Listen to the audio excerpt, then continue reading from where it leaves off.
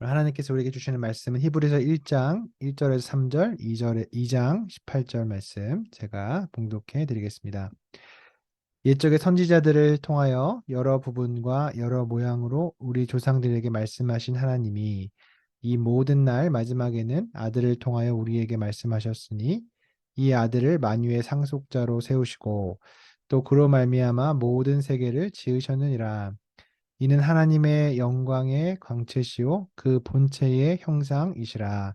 그의 능력의 말씀으로 만물을 붙드시며 죄를 정결하게 하는 일을 하시고 높은 곳에 계신 지극히 크신 이의 우편에 앉으셨느니라. 그가 시험을 받아 고난을 당하셨은즉 시험 받는 자들을 능히 도우실 수 있느니라. 아멘.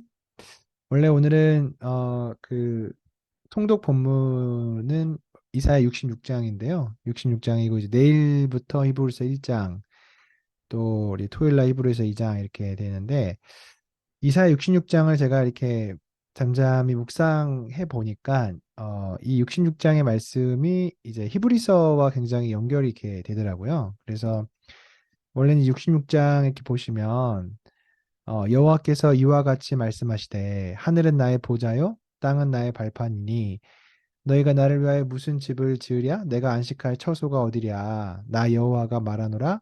내 손이 이 모든 것을 지었으므로 그들이 생겼느니라. 무릇 마음이 가난하고 심령에 통회하며 내 말을 듣고 떠는 자 그 사람은 내가 돌보려니와 라고 하면서 이제 밑에 보시면 이제 하나님의 길을 멀리하는 자들에 대해 쭉 이야기를 하고 이제 마지막 6절을 보면 떠드는 소리가 성읍에서부터 들려오며 목소리가 성전에서부터 들리니 이는 여호와께서 그의 원수에게 보응하시는 목소리로다라고 하면서 어제 우리가 그 이사야 65장을 살펴봤던 것처럼 이사야 66장도 이제 하나님께서 말씀하신다.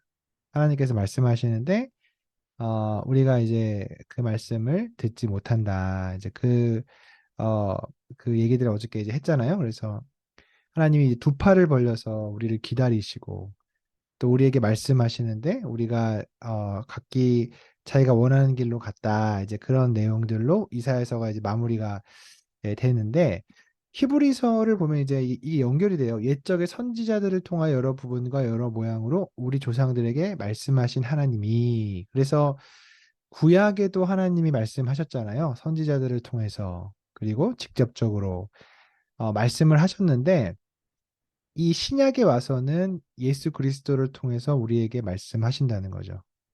왜 그러냐? 어, 구약의 선지자들을 통해서 그렇게 이제 하나님의 그 안타까움을 외쳤는데 사람들이 그 말을 못 듣잖아요. 하나님의 말씀을 받아들이지 못하잖아요. 그래서 하나님께서 그분의 아들을 직접 보내셔서 그분의 아들이 이제 말씀하시는 것이 이제 신약이죠. 그래서 어저께도 우리가 이제 말씀을 이렇게 보면서 계속해서 질문을 던졌던 것은 지금도 하나님은 우리에게 말씀하시는가? 하나님 말씀하신다면 왜 우리는 못 듣는가? 이제 이런 얘기들을 이제 어저께 했는데 이게 참 고민이잖아요. 하나님은 성경을 보면 말씀하신다는 거잖아요. 우리에게 말씀하시고 이 마지막 때에는 그분의 아들을 보내셔서 그분의 아들 예수 그리스도를 통해서 우리에게 말씀하셨잖아요. 그런데 우리는 하나님이 우리에게 말씀하시지 않는다고 생각할 때가 많이 있습니다.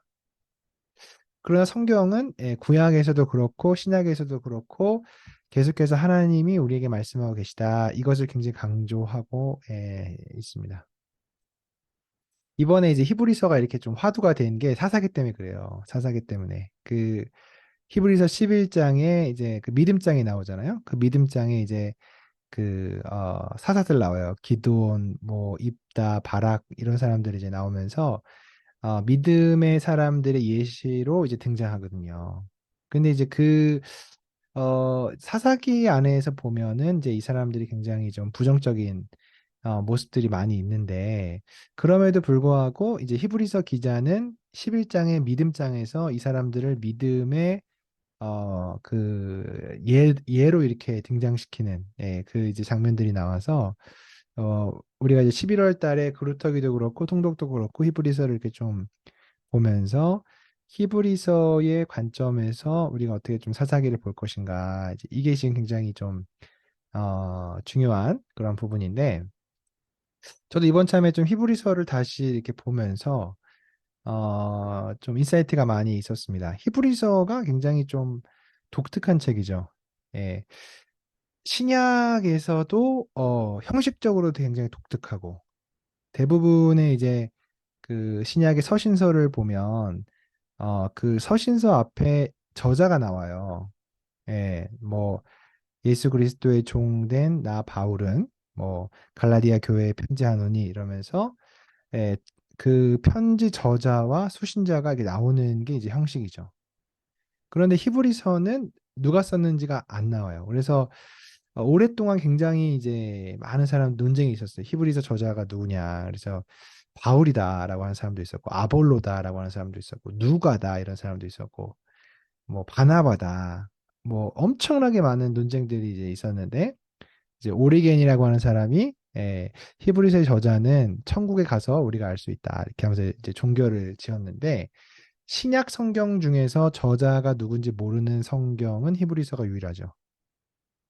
일단 독특합니다. 히브리서의 저자가, 누군지 모르고 너무 궁금해요. 저도 이렇게 보다 보니까 너무 궁금하고, 히브리서 안에 이제 히브리서 저자가 그 디모데 얘기를 해요. 디모데 얘기를 하는 거 보면, 이제 디모데를 알았던 사람이고, 디모데를 알았다면 바울도 알았겠죠. 그죠? 그러니까 이제 디모데랑 바울의 그런 동역자들 중에 누군가인 거는 분명한데 그 누군가가 이제 누군지는 모르겠다. 예, 이게 이제 결론인데, 저자가 누군지 모르는 이 히브리서가, 독특한 것만큼 히브리서 안의 내용도 굉장히 독특합니다. 이 히브리서는 이제 구약 인용이 굉장히 많아요. 구약을 직접 인용하는 게 굉장히 많아요. 그래서 이제 뭐 사사들도 인용하는 것도 이제 그 간접적으로 그렇게 인용하는 것뿐만 아니라 실제로 구약의 말씀을 그대로 직접 인용하는 게 되게 많습니다. 그래서 신약 성경 중에서 가장 많이 구약을 인용한 성경이 히브리서입니다. 직접 인용을 38번 했어요. 간접 인용은 이제 55번. 하여튼 많이 했습니다. 그래서 히브리서가 이제 그 성경학자들이 평가하는 거는 구약과 신약을 그 연결하는 굉장히 중요한 책이다. 굉장히 독특하죠. 예. 그러면서 이제 히브리서의 이제 주제는 예수 그리스도예요. 예. 이제 기독론에 대해서 이제 얘기를 하는데, 예수 그리스도를 이제 어떤 관점에서 얘기하냐면 구약에 기록되어 있는 메시아에 대한 그 예언을 통해서 계속해서 말씀하죠. 우리가 이제 사복음서를 보면 사복음서는 이제 그 사복음서 안에 예수님을 만났던 제자들이나 그 제자들의 지인이 어떤 그 증인으로서 예수님의 삶과 말씀을 기록한 거잖아요. 자기가 직접 보고 적었던지 아니면 이제 옆에 있는 사람한테 그것을 들어서 적었던지 증인으로서 예수님의 삶과 그런 것들을 직접적으로 이제 적었죠. 사복음서는. 그런데 히브리서는 어, 구약의 그 예언된 말씀의 근거를 통해서 예수님을 계속 얘기하고 있어요. 계속 그 얘기를 하는 거죠. 그래서 히브리서를 보면 이제 구약적인 얘기가 많이 나와요. 대제사장. 이것도 지금 굉장히 구약적인 개념이잖아요. 그리고 구약의 제사. 예수님이 단번에, 그 제물이 되셔서 우리 죄를 대신해서 죽으셨다. 대제사장이 되시며 우리 희생 제물이 되시며 이제 그런 얘기들을 쭉 하고 그분에 대해서 이제 구약적인 관점에서 이제 이 히브리서를 이제 쓰고 있는 것을 이제 우리가 보게 되죠. 그래서 이제 성경학자들은 이 히브리서의 저자는 알 수 없지만 히브리서를 이제 수신했던 사람들은 유대교 그리스도인들이었을 것이다. 그러니까 저도 그럴 것 같아요. 왜냐하면 그 구약에 대한 이야기가 다니까. 예, 히브리서 안에 구약에 대한 이야기가 굉장히 많고 구약적인 배경을 가지고 예수님을 설명하잖아요. 그러니까 누구한테 그럼 그렇게 했겠냐? 당연히 어, 회심한 유대인 그리스도인들에게 그렇게 했겠죠. 예.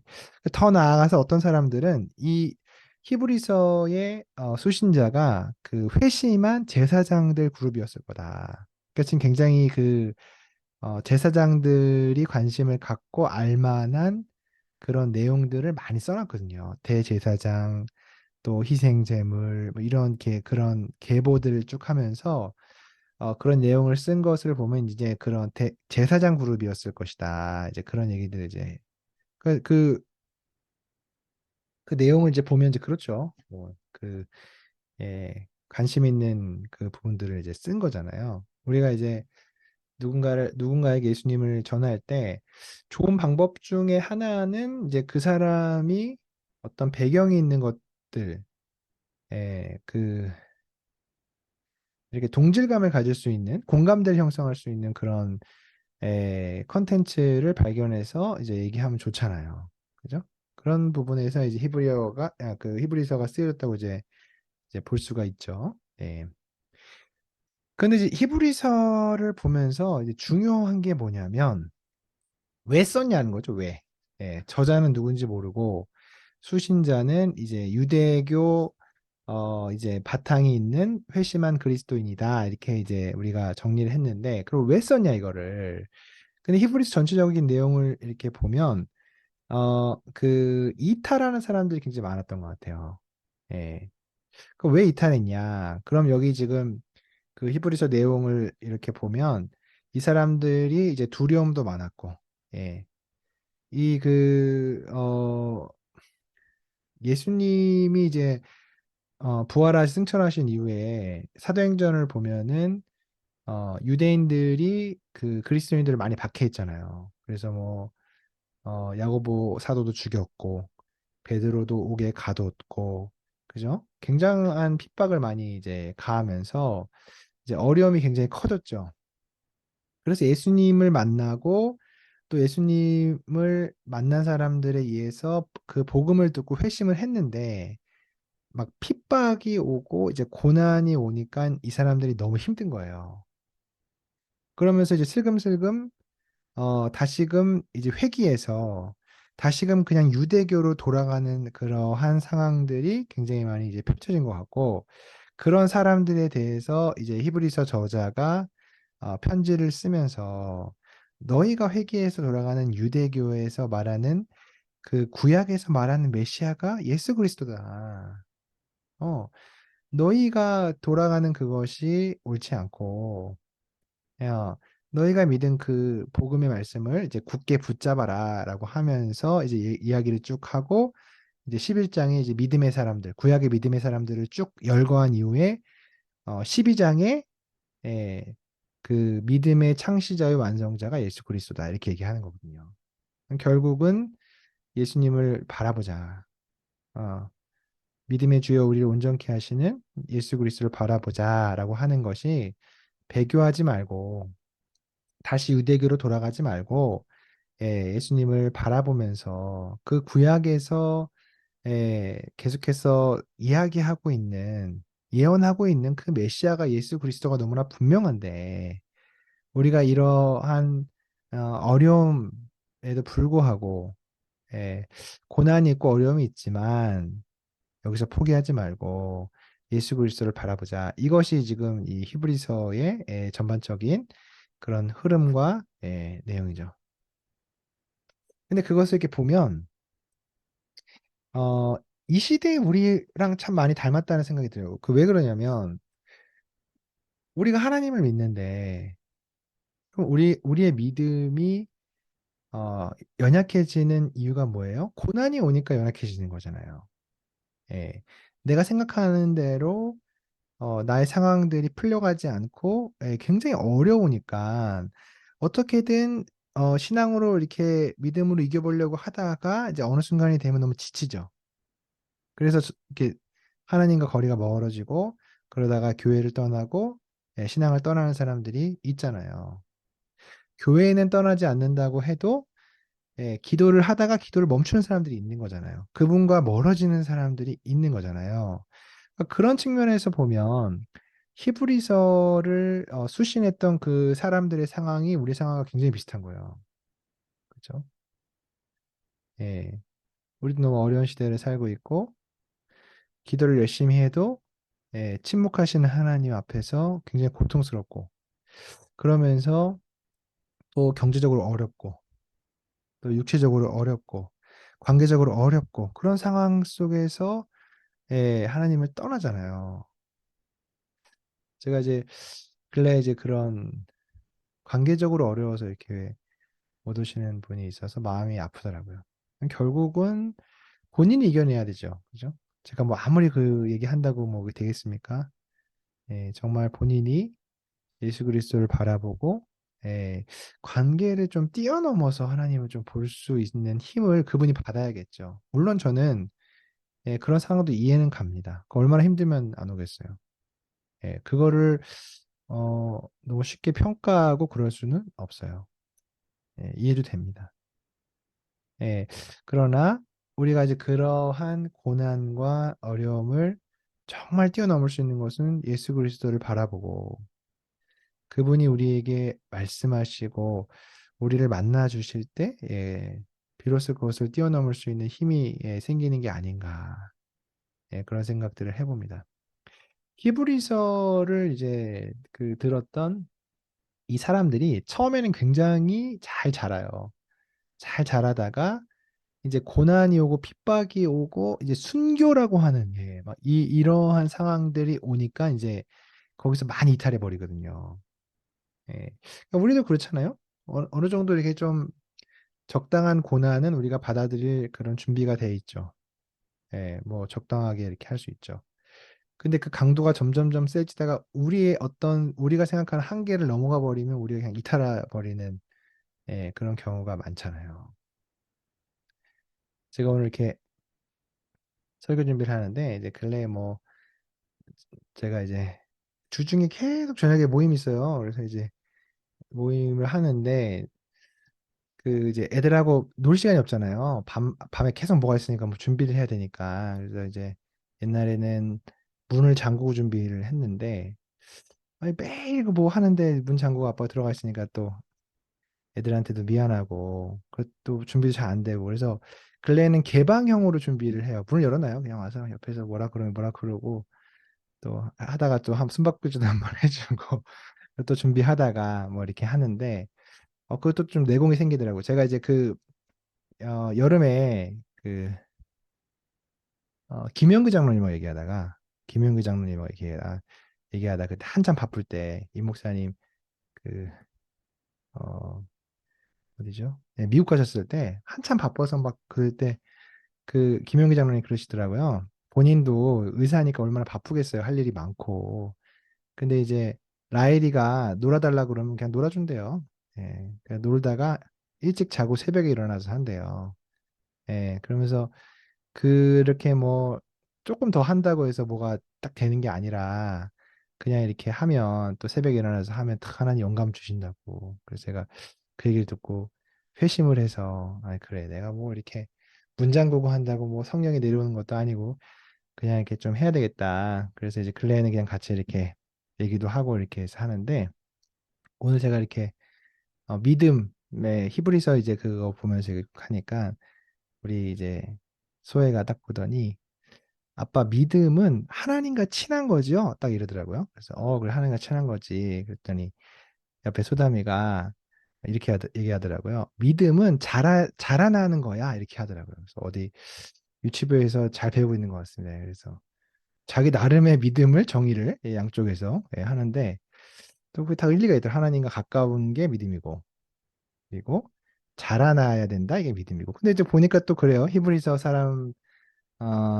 히브리서의 그 수신자들이 처음에는 잘 자라다가 고난이 오고 어려움이 왔을 때 더 이상 자라지 못하고 이탈하는 그런 모습 속에서 그들이 이제 믿음이 없는 것이 너무나 뚜렷하게 드러난 거잖아요. 그렇죠? 우리 자신의 어떤 삶을 이렇게 돌아보면 믿음이라는 게 뭘까? 나한테 믿음이라는 게 뭘까? 나한테 믿음이라는 것은 어, 어찌 보면은 나의 한계를 뛰어넘어서 그분을 신뢰하는 게 믿음이겠죠. 예. 어느 선까지는 우리가 하나님 믿을 수 있잖아요. 어느 선까지는. 그러면 이제 어느 선까지 믿는다는 것은 우리가 잘하지 않는다는 거잖아요. 거기, 그죠? 그 바운더리에서 우리가 있는 거잖아요. 근데 이제 오늘 히브리서도 보고 이제 성경을 보면 하나님은 자꾸 그 바운더리를 넓혀 가시죠. 한계를 자꾸 넓혀 가시고 그분을 더 믿을 수 있도록 우리를 불러 가시잖아요.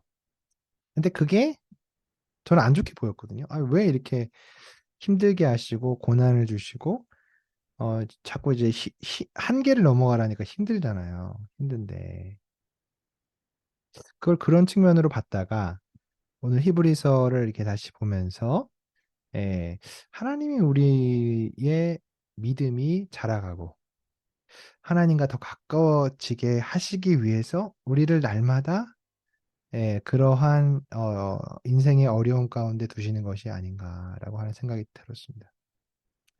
근래 많은 사람들이 힘들어요. 힘들고 또 제가 이렇게 어, 기도 제목 봐도 참 힘들게 너무 힘들겠다. 너무 힘들겠다. 그런 생각이 이제 들고 너무 힘들어서 신앙생활 잘 못하겠다. 그것도 너무나 이해되고 뭐 어떤 여유가 없겠다 이런 것도 이해가 되는 그런 쪽으로 이제 많이 생각을 했는데 오늘 좀 다시 그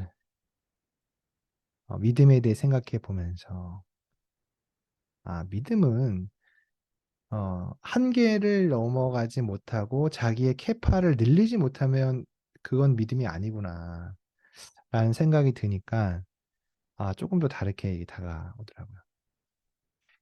여러분의 한계가 무엇입니까? 지금 여러분을 막고 있는 그런 허들이 무엇입니까?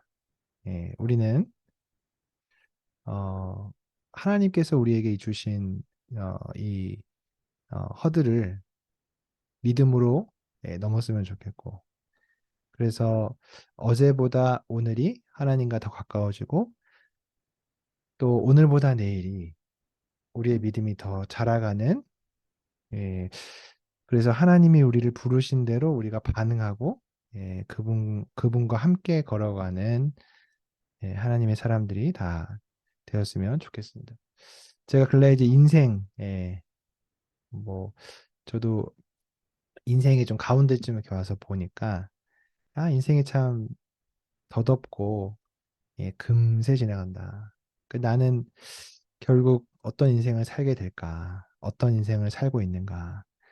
또 죽음 이후에 예수님을 만났을 때 그분은 나의 인생을 어떻게 평가해 주실까? 이런 생각을 하니까 굉장히 두렵고 떨리면서도 또 한편으로는 되게 설레이는 것도 있더라고요. 내가 다시금 좀 한 번뿐인 인생, 한 번뿐인 오늘이잖아요. 이제 오늘 지나면 또 끝이잖아요. 오늘은 다시 돌아오지 않잖아요. 한 번뿐인 오늘을 좀 하나님 안에서 어떻게 살아갈 수 있을까 이런 생각들을 이제 해보니까 조금 더 고난이라고 하는 그런 부분에 관점을 갖기보다는 믿음이라는 것에 관점을 가지니까 어떤 인생을 대하는 태도가 많이 달라지는 것을 제가 또 느꼈습니다. 제가 같이 한번 좀 기도할까요? 우리 같이 기도할 때 하나님께서 오늘 우리에게 참 어려움들을 주시고 또 고난을 주시는데 우리가 그 고난을 이용해서 우리의 믿음이 자라가고 하나님과 가까워지는데 사용할 수 있는 우리가 될 수 있게 해달라고 용기를 우리에게 달라고 힘을 달라고 우리 어려움들을 주님께 고백하면서 이 시간 같이 한번 기도하겠습니다.